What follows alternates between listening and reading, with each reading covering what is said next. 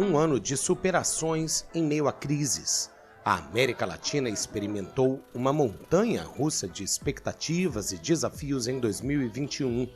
O primeiro trimestre foi marcado por boas notícias na economia.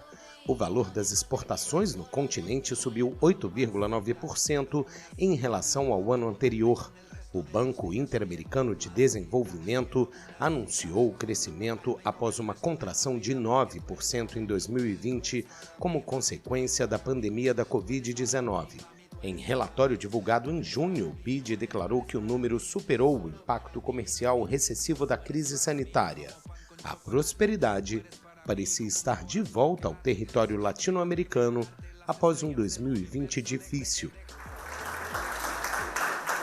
Logo em janeiro, o presidente argentino Alberto Fernandes recebeu a primeira dose da vacina Sputnik V contra a Covid-19. O país iniciava a campanha de vacinação e se tornava a primeira nação da América Latina a utilizar o imunizante do laboratório russo Gamaleya. A promessa era realizar a maior campanha de vacinação da Argentina com a igualdade de acesso.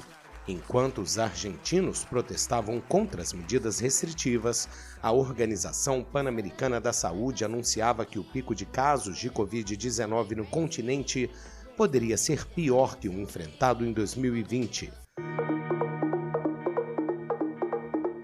Até outubro, a América Latina superaria a marca de 1,5 milhão de mortes pela pandemia. Só o Brasil concentrou quase metade dos óbitos, mais de 600 mil no mesmo período. Em meio à crise sanitária, o ano de 2021 também seria marcado pelas mudanças políticas. A primeira mudança política do continente veio de Cuba com o anúncio da aposentadoria de Raul Castro aos 89 anos. Substituído por Miguel Díaz-Canel, se tornou o primeiro secretário do Partido Comunista da ilha. A inflação cubana chegou a 60% e colocou Cuba em uma crise econômica ainda mais profunda.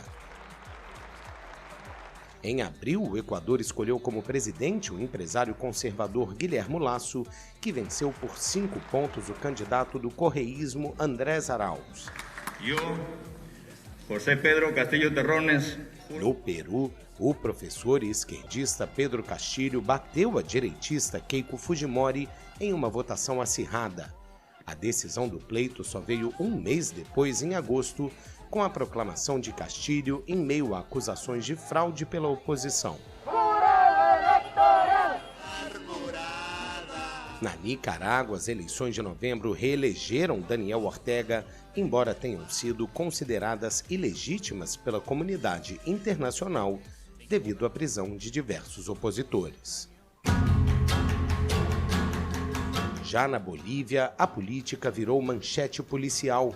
A ex-presidente autoproclamada do país, Jeanine Áñez, foi presa ainda em março em meio a uma investigação sobre um suposto golpe de Estado contra o ex-presidente esquerdista Evo Morales.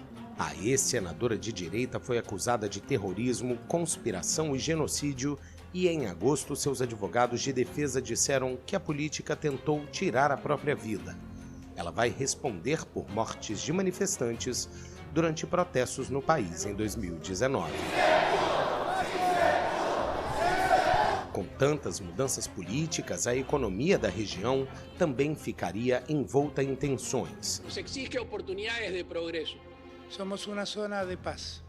A cúpula de presidentes do Mercosul, organizada em Buenos Aires, marcou o 30º aniversário do bloco.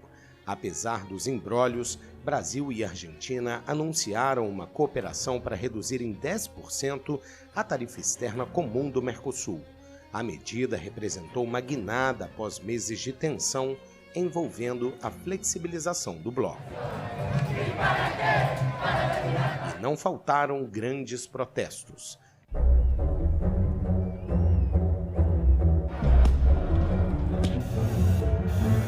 No Chile, o aniversário de grandes manifestações novamente levou milhões de pessoas às ruas de Santiago e outras cidades. A mobilização ocorreu uma semana depois que deputados de todos os partidos de oposição começaram os procedimentos para abrir um processo de impeachment contra o presidente Sebastián Piñera. A dura repressão aos protestos gerou críticas internacionais de violações dos direitos humanos contra o governo do líder chileno, mas o afastamento de Piñera acabou sendo rejeitado pelo Senado. Esta acusação não tem nenhum fundamento. Agora, os chilenos esperam pelo resultado de uma das eleições mais polarizadas em décadas. O segundo turno, que está marcado para 19 de dezembro, vai ser disputado entre o candidato de direita José Antônio Kast e o de esquerda Gabriel Boric. Após a pressão das ruas, uma nova Constituição do país deve ser aprovada ou rejeitada em um referendo com voto obrigatório em 2022. Em Cuba, as ruas também foram palco de descontentamento em 2021, dessa vez inéditos. Fartos da crise econômica, milhares de cubanos se manifestaram em várias regiões do país em julho aos gritos de liberdade e abaixo a ditadura. O presidente cubano Miguel Díaz-Canel acusou o governo americano de impor uma política de asfixia econômica para provocar revoltas sociais no país.